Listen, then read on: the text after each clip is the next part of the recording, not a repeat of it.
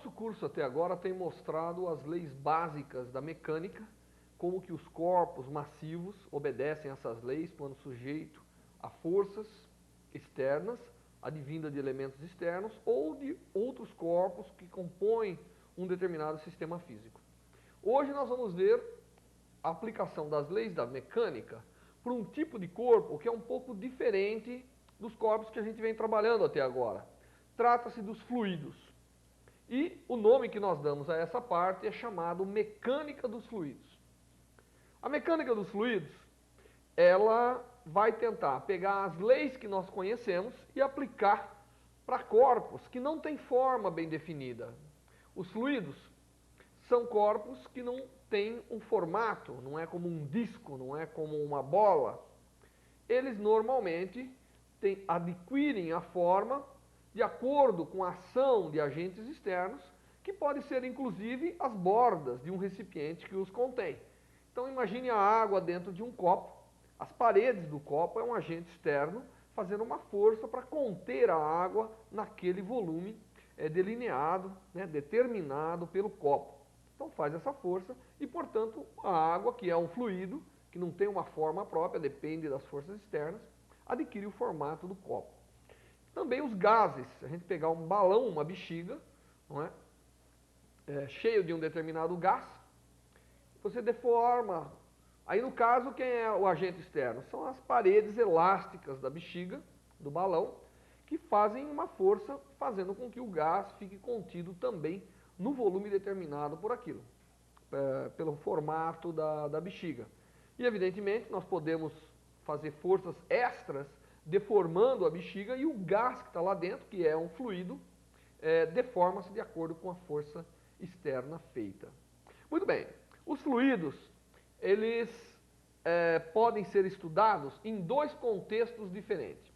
Um, quando não há movimento de fluido, quando o fluido está parado, existe um ou mais do que um fluido, normalmente caracterizado por algumas grandezas, como a densidade e assim por diante.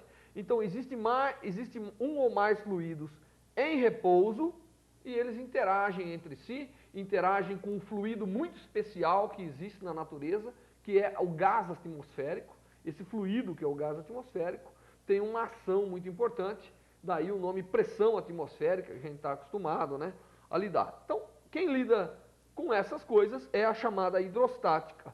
E nessa parte, os fluidos não apresentam movimento. Mas, às vezes, nós podemos estar lidando com fluidos que apresentam movimento. É o caso de um rio fluindo, é o caso de uma lata que você fez um furo e a água começa a escoar. Então, esses casos onde o fluido apresenta movimento é lidado dentro da chamada hidrodinâmica. É mais ou menos parecido, Os conceitos são mais ou menos parecidos com o conceito de estática e dinâmica que nós estamos acostumados para os corpos pontuais e assim por diante. Cada uma dessas partes da mecânica dos fluidos apresenta uma série de leis, apresenta uma série de resultados importantes que nos ajudam a entender como que os fluidos se comportam. Quando nós lidamos com fluidos, como eles não têm forma apropriada, nada disso, nós definimos alguns conceitos alternativos aos conceitos de força, de forma. Então é comum nós lidarmos, ao invés de lidar com a massa, é comum que a gente lide com densidade. A razão para isso é que eu, conhecendo a densidade, que normalmente é constante, pelo menos na maioria dos casos que a gente vai lidar, em porções finitas do fluido que você está lidando, você está lidando com massa por unidade de volume. Portanto, se você considerar volumes específicos, você pode aplicar as leis da física para esses determinados volumes, que nós vamos dar o nome de volumes de controle, que são porções do fluido em questão, e que você analisa essas porções do fluido, tentando entender qual é o comportamento do fluido como um todo. Bom, além do conceito de densidade, que nós vamos utilizar ao invés do conceito de massa, que evidentemente são irmãos gêmeos, nós vamos, ao invés de lidar com a grandeza força, vamos lidar com a grandeza pressão. Então, vamos começar a escrever essas grandezas que a gente vai utilizar. Primeiro, nós vamos utilizar densidade, que nada mais é do que massa dividido por volume. Então, é a quantidade de massa por unidade de volume que a gente vai estar lidando aqui. Esse é o conceito de densidade. E o outro conceito importante é o conceito de pressão. E para nós, o conceito de pressão é o seguinte: imagine que você tem uma certa superfície na qual é feito um esforço. Pode ser a parede de uma bexiga, pode ser a superfície interna de um balão, de um pneu, desculpe, ou qualquer outra superfície. Ou pode ser uma superfície rígida, na qual se faz um determinado esforço. O esforço feito nessa área, dividido pela própria área, é o que nós chamamos de pressão. Então, pressão, na verdade, é o limite de um esforço mecânico feito, dividido pela área, quando a área vai a zero. Esse é o conceito de pressão. Então, se nós tivéssemos que fazer uma pequena ilustração do conceito de pressão, você imagina que você tem aqui uma determinada superfície, tá certo? Nessa superfície se faz um esforço mecânico, tá certo? Na direção, que é uma força qualquer, na direção normal a essa superfície, esse esforço mecânico, né, é representado por uma componente, que aqui eu vou representar em verde, que é o que eu chamei do meu ΔF. Claro que aqui eu representei uma força pressionando a superfície nesse sentido, mas poderia ter sido uma força no sentido contrário, não tem problema. A pressão pode ter os dois sentidos, ela pode ser uma pressão positiva ou pode ser uma pressão negativa numa determinada superfície.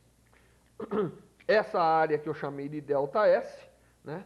Imagine agora que essa força sobre a superfície, no limite, onde essa área é muito pequena, ela tende, né, a uma porção muito pequena e nós então encontramos essa força por unidade de área, que é o nosso conceito de pressão.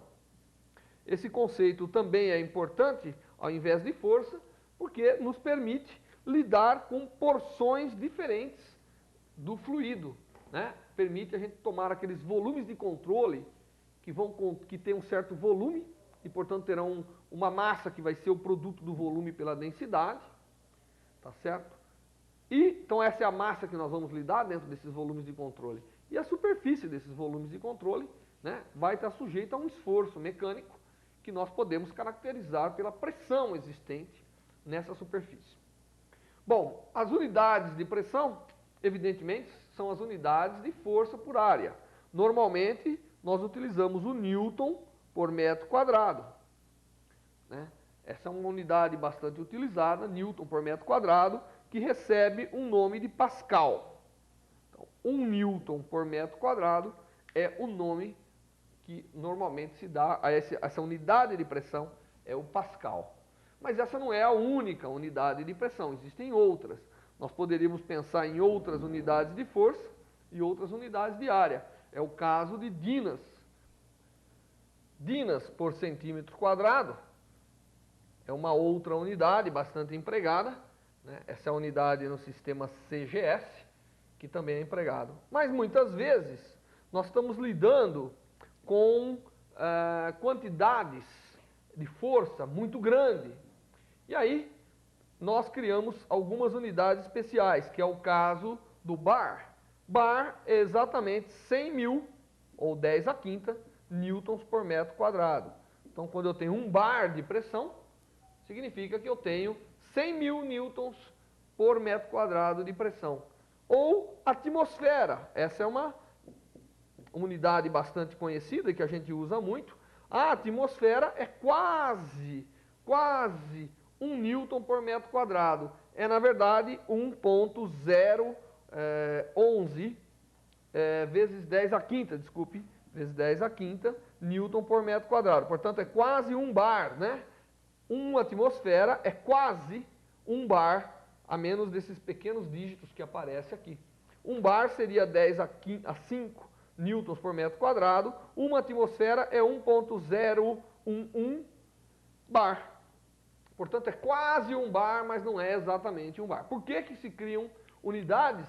É porque nós vamos ver que a atmosfera tem um papel muito importante quando se fala de pressão e define-se em termos de determinados pesos de coluna, como é o caso do mercúrio e assim por diante, e, portanto, acaba ficando essas unidades um pouco quebradas. Mas uma atmosfera é quase um bar, não exatamente, diferindo aqui por uma pequena fração da ordem de mais um pouco de 1%, e um bar é da ordem de 100 mil newtons por metro quadrado. Essas são as unidades que são mais utilizadas quando lidamos com a mecânica de fluidos, tá certo?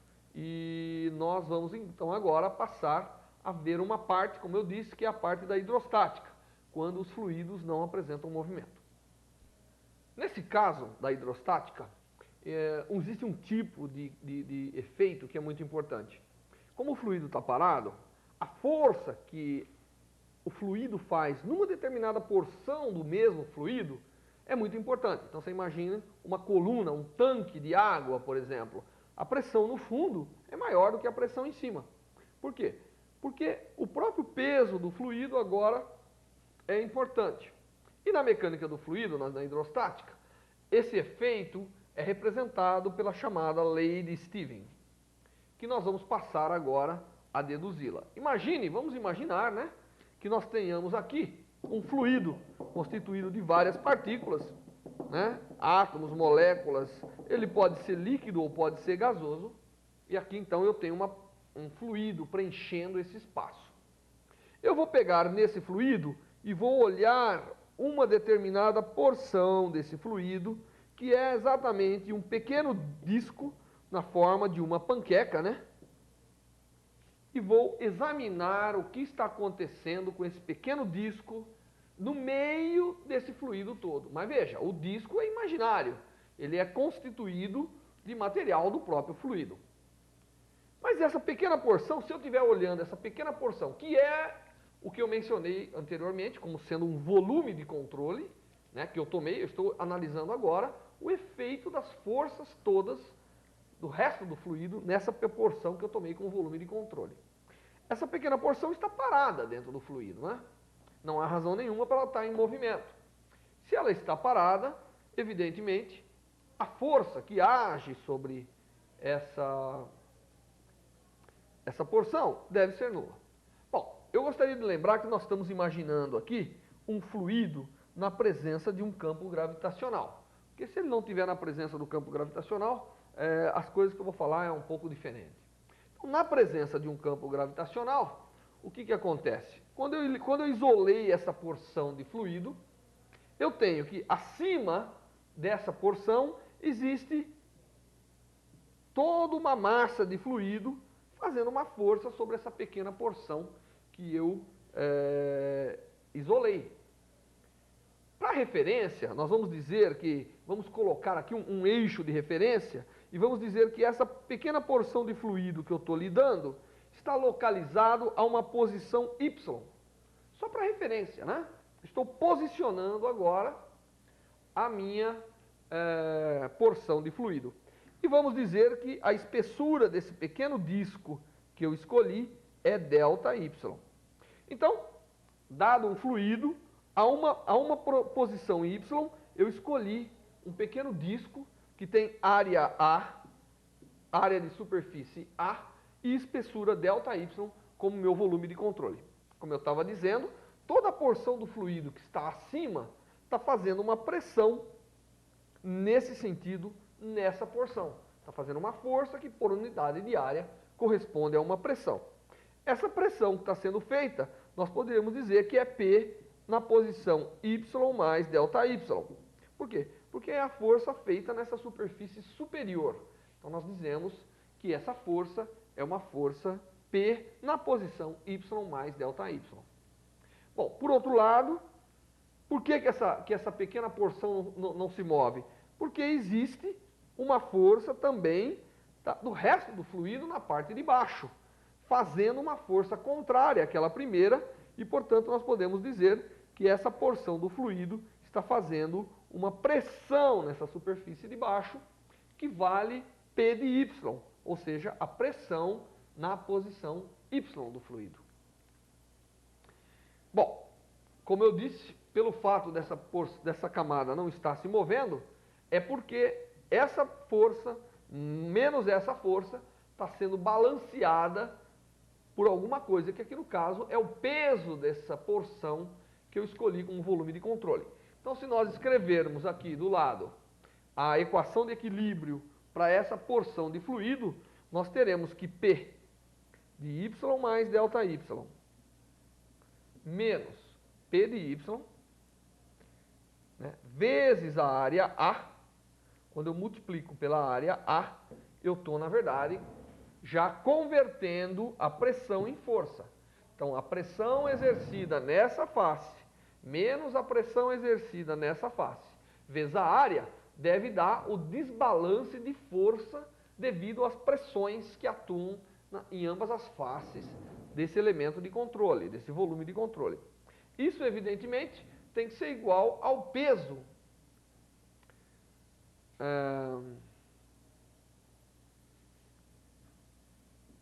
da porção considerada.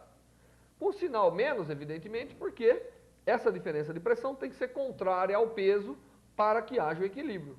Não é verdade? Então, essa diferença tem que ser uma diferença de tal maneira que essa pressão de baixo é maior que a de cima, de tal maneira a balancear o peso dessa pequena porção escolhida. Então, essa é a equação, na verdade, de equilíbrio, né? A força feita pelas porções do volume tem que ser igual ao peso dessa pequena porção de volume para que isso aqui não se desloque, para que de fato o fluido, essa pequena porção de fluido, esteja em repouso. Então isso aqui nós podemos reescrever como sendo P de y mais ΔY menos P de y vezes a área A é igual a menos. No lugar do ΔM, nós podemos colocar o volume dessa porção dividido, a densidade. O volume é A vezes ΔY, a área vezes a espessura, me dá o volume, vezes a densidade ρ, vezes G. Bom, a área é comum em ambos os termos, eu posso cancelar. Posso passar esse ΔY dividindo, então eu fico com P de y mais ΔY menos P de y dividido por ΔY é exatamente igual a menos ρg. Mas no limite, onde ΔY é muito pequeno, né? Eu estou tratando agora de quase que uma lâmina do fluido. Então, no limite, onde ΔY é muito pequeno, tende a zero, essa é exatamente a definição da derivada da pressão como função da posição que eu estou tomando. Lembre-se que aqui eu tomei essa pequena porção a uma posição y. Tá certo? A variação com uma variação de ΔY, né, é ΔP dado por isso. E esse termo aqui é exatamente a derivada da pressão com relação à posição. E isso é igual a menos ρ vezes G. Então, o resultado que nós obtivemos é que se o fluido é um fluido estático, parado, a pressão varia. E esse fluido está na presença do campo gravitacional, evidentemente, né? A pressão varia de acordo com essa equação, que é chamada de lei de Steven. A lei de Steven, ela mostra que à medida que você se movimenta na direção do campo gravitacional num fluido que está no campo gravitacional, há variação de pressão. É isso que a lei nos diz. E a taxa de variação dessa pressão, à medida que você se desloca, é proporcional à densidade e é proporcional à aceleração da gravidade. Tá certo? Então, a lei é muito importante, vamos repeti-la aqui, né? Que diz que a variação da pressão com relação à posição é menos ρg, tá certo? E ela pode ser aplicada em várias situações para nos fornecer resultados dos mais interessantes. Um primeiro exemplo é uma coluna de fluido. E a nossa pergunta é: quanto varia a pressão quando deslocamos de uma determinada posição para uma determinada posição? para uma segunda posição. Então vamos imaginar esse exemplo, onde a nossa posição inicial é a posição denominada de y1. Então nós estamos numa posição aqui que com relação a um determinado referencial significa a posição de altura y1, e nós vamos nos deslocar para uma segunda posição, caracterizada por uma altura de valor y2. Vamos utilizar a lei de Stevens. Isso aqui é um fluido que tem uma certa densidade, está na presença de um campo gravitacional. Utilizando a lei de Stevens, diz que dp dy, aqui no caso, é menos ρ vezes g. Portanto, eu posso escrever que dp é igual a menos ρg dy, né? Basta passar o y para o lado de cá. Daí nós podemos integrar do ponto 1 ao ponto 2, né? Isso vai corresponder a nós irmos de y1 para y2.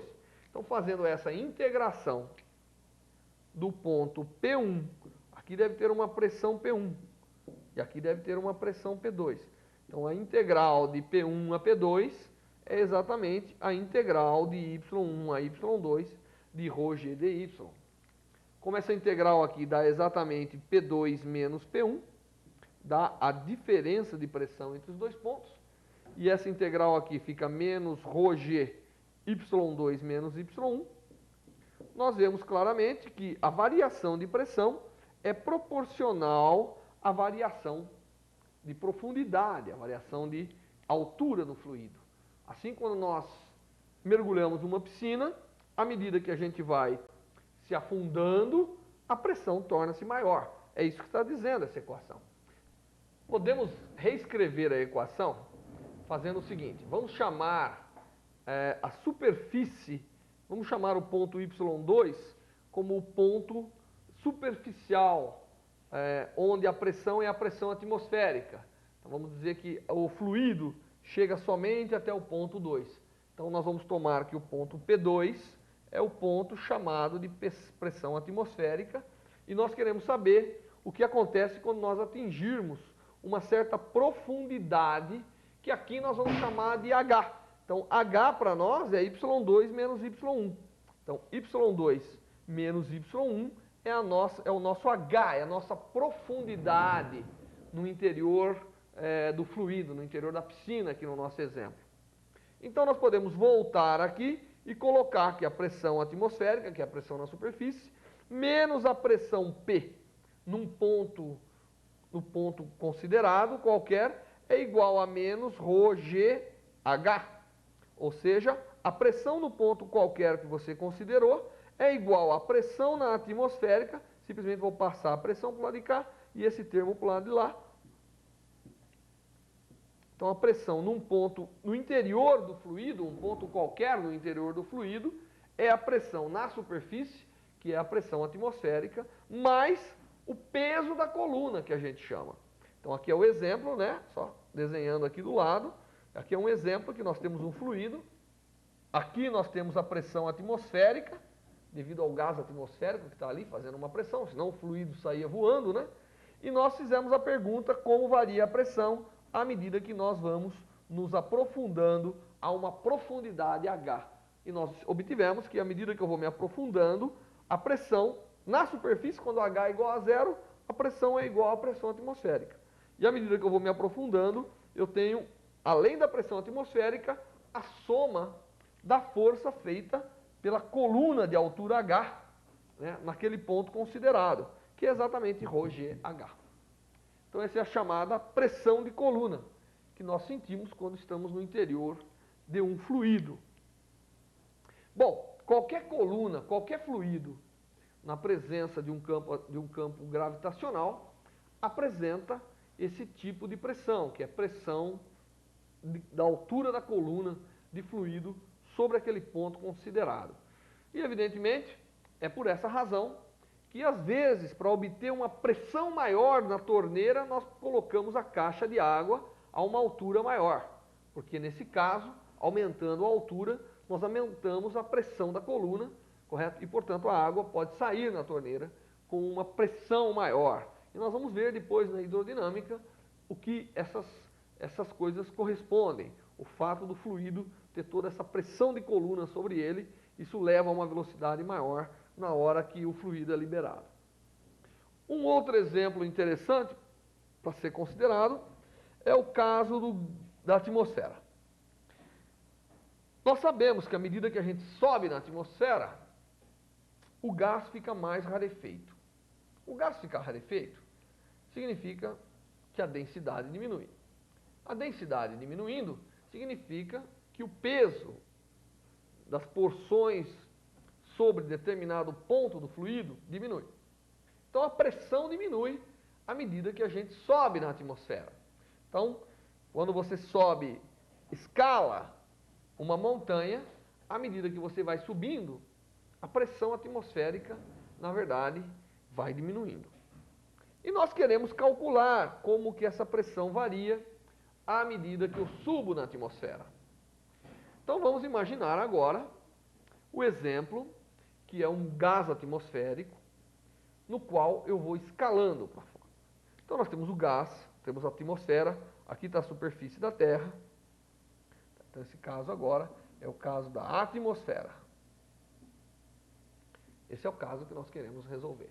Aqui está a superfície da Terra, existem camadas, né? O gás, existem camadas de gás espalhado por todos os lados da atmosfera. E nós queremos saber como que a pressão varia com a altura. Então, a hora que eu atinjo uma posição Y, qual é o valor da pressão? Tá certo? Eu sei que aqui na superfície é o que nós chamamos de pressão do nível do mar ou pressão P0. Aqui nós estamos na pressão do nível do mar. À medida que eu subo, essa pressão vai diminuir. Mas vai diminuir por quê? Porque eu estou tendo uma coluna menor a cada vez que eu subo. Só que na atmosfera, como o gás obedece determinadas relações, à medida que eu subo, tem uma lei muito bem determinada mostrando como que a pressão atmosférica varia à medida que eu subo. Muito bem, vamos determinar essa lei. Nós sabemos, inicialmente, é preciso dizer, que um gás obedece uma equação extremamente importante. Se você pegar um gás, colocar num volume V, a uma temperatura T, e esse gás tem um determinado número de constituintes N, que nós vamos aprender depois a cinética dos gases, né? Mas no momento nós temos um gás que é constituído de N partículas, contido num volume V a uma temperatura T, tá certo? Esse gás obedece uma lei, que é chamada lei dos gases ideais, que fala que a pressão e o volume e a temperatura estão conectados via equação de Clapeyron. Essa é uma equação que nós aprendemos, né? E ela pode ser, inclusive, verificada de várias maneiras, mas ela é uma equação que relaciona pressão, volume e conteúdo de partícula. Nós poderíamos, evidentemente, escrever esse número de partículas da seguinte maneira. Nós poderíamos escrever essa equação colocando PV igual o número de partículas. O número de partículas é a massa que você tem de moléculas lá dentro, é a massa de gás dividido pela massa de cada molécula. A massa de cada molécula, né, quando eu divido a massa total pela massa de cada molécula, eu tenho o número de partículas que tem lá dentro. Tá certo? Por quê? Porque a massa total vai ser o número de partículas vezes a massa de cada partícula. Como eu estou dizendo que eu tenho uma massa m, se eu dividir pela massa de cada partícula, tá certo? Eu acabo tendo o número de partículas expresso aqui. Muito bem. Isso aqui também pode ser expresso de outra forma. Como a gente aprende em química, isso aqui pode ser expresso como a massa vezes o mol do gás, é o tal do peso molecular, né? Vezes o número de Avogadro, vezes kT. E esse número de Avogadro vezes kT é o que nós chamamos de constante dos gases. Portanto, eu tenho a massa dividido pelo mol e o número de Avogadro vezes a constante de Boltzmann K, essa é a constante de Boltzmann, né? Não disse aqui em cima, mas essa é a constante de Boltzmann, é igual ao chamado R, que é a constante dos gases. Então, na verdade, a equação dos gases ideais pode ser escrita da seguinte maneira: um gás contido num volume V estará sujeito a uma pressão P, de tal maneira que PV é igual à massa do gás dividido pelo mol vezes RT, onde R é a chamada constante dos gases ideais.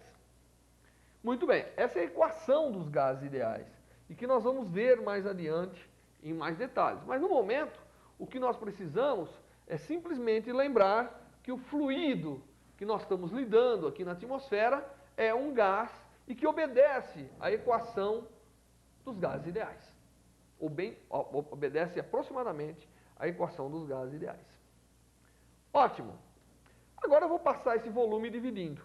Então eu vou ficar aqui, a pressão é igual a massa dividido pelo volume, é o que eu defini de densidade, vezes RT, dividido pelo mol. Mol é o peso molecular do gás que eu estou constituindo, que eu estou considerando. Então a pressão é dada dessa forma. Quando eu estiver aqui na atmosfera, isso corresponde a uma pressão P0. Quando eu estiver no nível do mar, isso corresponde a uma pressão P0, que é chamada pressão do nível do mar, que corresponde a uma densidade do gás ρ0, né? E que, portanto, o fator de multiplicação é RT vezes mol, é RT dividido por mol. Quando eu for a uma altura Y, o gás terá uma pressão P, portanto, terá uma densidade ρ diferente. E como eu estou assumindo que a temperatura da atmosfera permanece constante, o que não é absolutamente verdade, mas para o nosso modelo aqui nós vamos considerar como verdade, então eu tenho, na altura Y, tenho uma pressão P e uma densidade ρ que é diferente. Opa, aqui também já estou comendo um pedaço aqui do vídeo, então eu tenho que subir um pouco essa equação. Então aqui vale no nível do mar e num ponto Y qualquer eu tenho que a pressão no ponto Y é igual à densidade do ponto Y vezes RT dividido pelo mol. Muito bem. Portanto, como isso aqui é constante, você observa que se eu dividir a pressão pela densidade em cada posição, eu tenho RT dividido por mol, que é uma constante. Então nós podemos escrever que pressão dividido pela densidade é exatamente igual a quem? É exatamente igual a RT dividido pelo mol.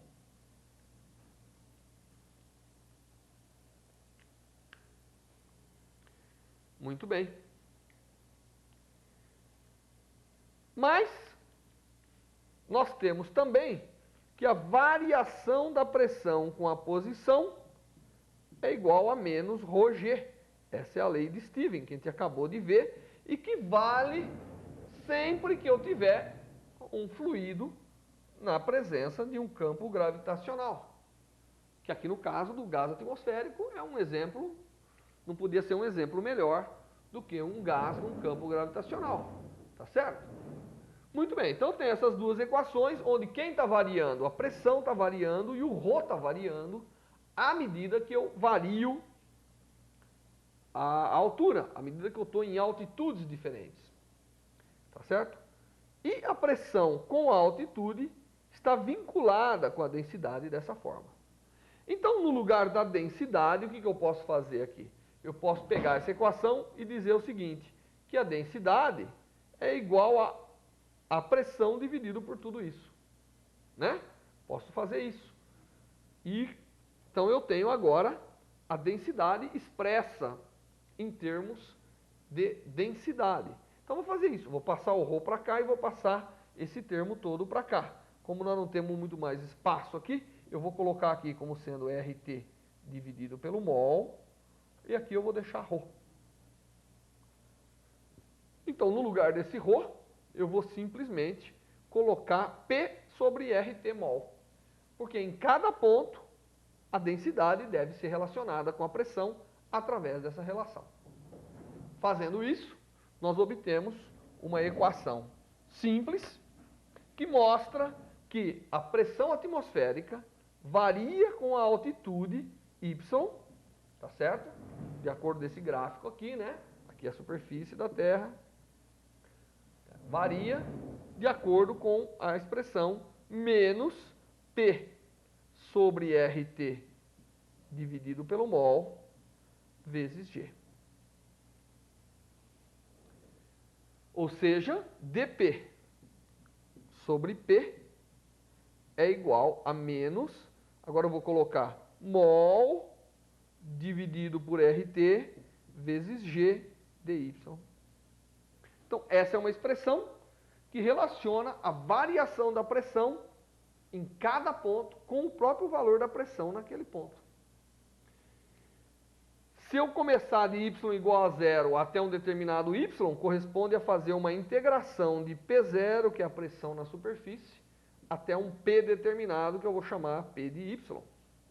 Isso corresponde a fazer a integral de 0 a y. Portanto, a integral de dP sobre P, nós sabemos que é o logaritmo da razão das pressões. Então, eu tenho que o logaritmo de P no ponto y dividido pela P na superfície é igual, e a integral de dy é y. Portanto, é igual a menos o mol do gás considerado dividido por RT vezes G vezes y.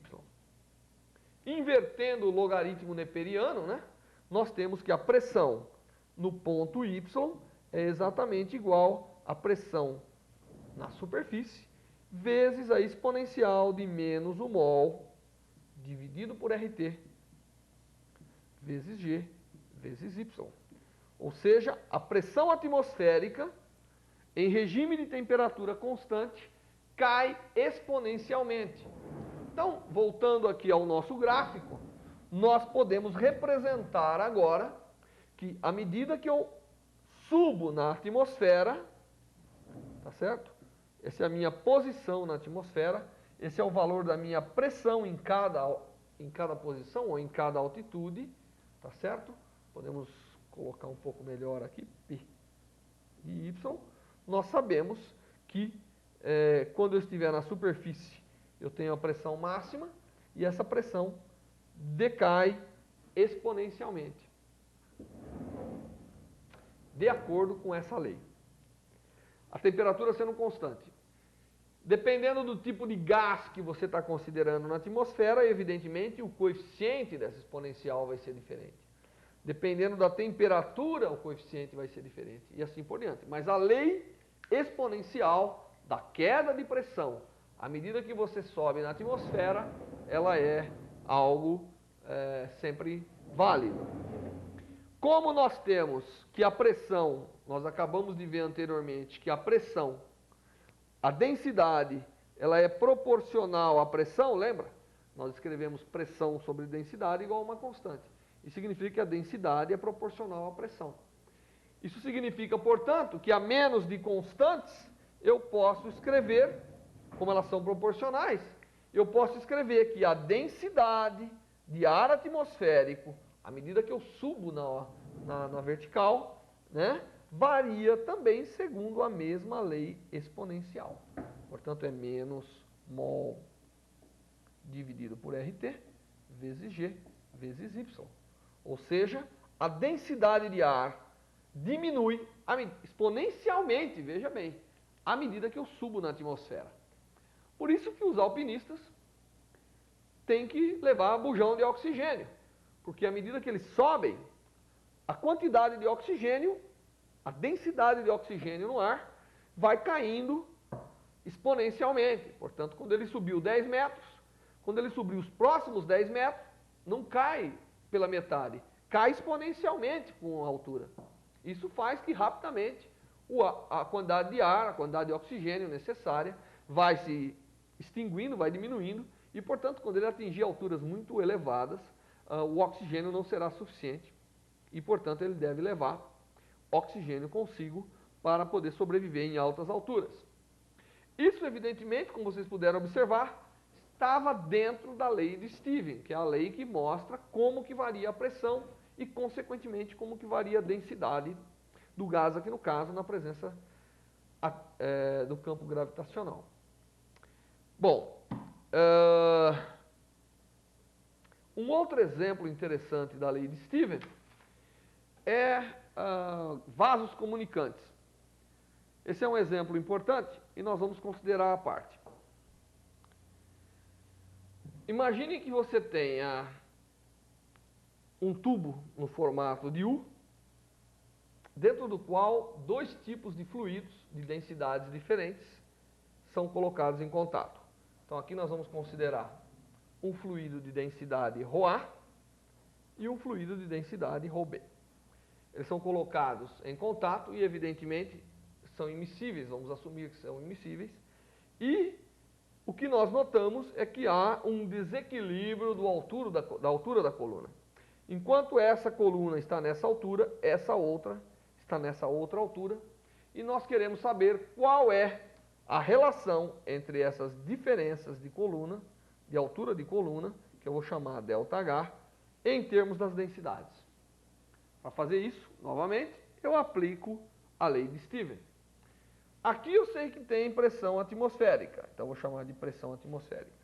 Aqui eu sei que tem pressão atmosférica, é a mesma atmosfera que está aqui. Tá certo? E agora eu vou tomar como referência a interface dos dois fluidos. Então eu vou chegar aqui e vou olhar nessa interface. Claro que nesse ponto e nesse ponto, a pressão tem que ser a mesma. Porque se não fosse a mesma, esse fluido ia deslocar para cá. Tá certo? Então a pressão nesse ponto e a pressão nesse ponto deve ser a mesma, inclusive devido à lei de Stevens. A lei de Stevens, como nós vimos, ela fala que num ponto de mesma altura, o fluido tem a mesma pressão. Não é isso? Então aqui é o mesmo fluido, é a mesma altura, portanto tem a mesma pressão. Ótimo. Nesse ponto aqui, nós temos a pressão atmosférica mais a pressão devido a essa coluna que nós já aprendemos a calcular, que é exatamente ρ vezes G vezes essa altura, que nós vamos chamar de YB. Então, YB é o tamanho da coluna do fluido B. Tá certo? Aqui vem a densidade B. No outro lado, portanto, a pressão é igual, nós pegamos a pressão nesse ponto, ela vai ser igual à pressão nesse ponto. Nesse ponto, nós temos novamente a pressão atmosférica, pressionando o fluido para baixo, mais a pressão devido a essa altura da coluna, que eu vou chamar de YA. YA vai ser a altura dessa coluna com relação ao ponto de referência que nós tomamos. Então aqui vai ser ρA G YA. Claro que a pressão atmosférica é igual nos dois pontos, portanto, ρB vezes G YB tem que ser igual a ρA G YA. Mas o que nós queremos é saber quem é YB menos YA. YB menos YA é exatamente igual a ρA G YA dividido por ρB vezes G, que é o YB, menos YA. Portanto, aquilo que nós chamamos de ΔH pode ser escrito como sendo ΔH igual a ρA sobre ρB. O G se cancela aqui, né? Tá certo? Menos 1 vezes YA. É interessante que quanto maior for, esse é o resultado, né? Quanto maior for a diferença de densidade, maior será. Quanto maior for essa razão, quanto mais denso for A com relação a B, maior será esse quociente, portanto, maior será a diferença. Quanto maior for a quantidade do fluido que você tem, maior também será a diferença. Claro, se eu injetar mais líquido B aqui, eu vou construir e mais líquido A, mais líquido B e mais líquido A, eu acabo construindo uma diferença maior, evidentemente. Quando ρA for igual a ρB, isso aqui dá 1, esse termo desaparece e, portanto, a diferença desaparece. Então, quando eu tenho vasos comunicantes com o mesmo fluido, significa ρA igual a ρB. Então, se ρA for igual a ρB, significa densidades iguais, é o mesmo fluido, tá certo? Então, eu atinjo a mesma altura. Não há diferença de altura. Por isso que se eu pegar dois vasos comunicantes, não interessa como eles são, se um é mais grosso que o outro ou não, tá certo? Eu preencho totalmente por fluido de um determinado tipo. A altura do fluido de um lado tem que ser igual exatamente à altura do fluido do outro, tá certo? Esse é o princípio dos vasos comunicantes. Se eu chegar aqui nesse meio agora, colocar um vasinho bem pequenininho, um tubinho bem pequenininho, o fluido aqui também vai escoar, vai diminuir um pouco do lado de cá, vai atingir uma altura um pouco menor, mas todos eles terão a mesma altura no final. Isso é o que diz o resultado da lei de Stevens. Diz que se eu tiver fluido da mesma densidade, preenchendo todos os vasos comunicantes, o ΔH deve ir a zero. Se eles forem de densidades diferentes, então nós acabamos de ver que tem uma relação entre a altura deles com as densidades, não é isso? E até calculamos qual seria o ΔH em termos da altura de um deles, aqui no caso da altura do YA, a altura da coluna de referência do fluido A, mas poderia ser o B ou qualquer coisa e vice-versa, tá certo? E a expressão que nós obtivemos mostra claramente que vasos comunicantes, preenchido pelo mesmo tipo de fluido, sempre vai apresentar o mesmo nível, a coluna sempre será de mesma altura.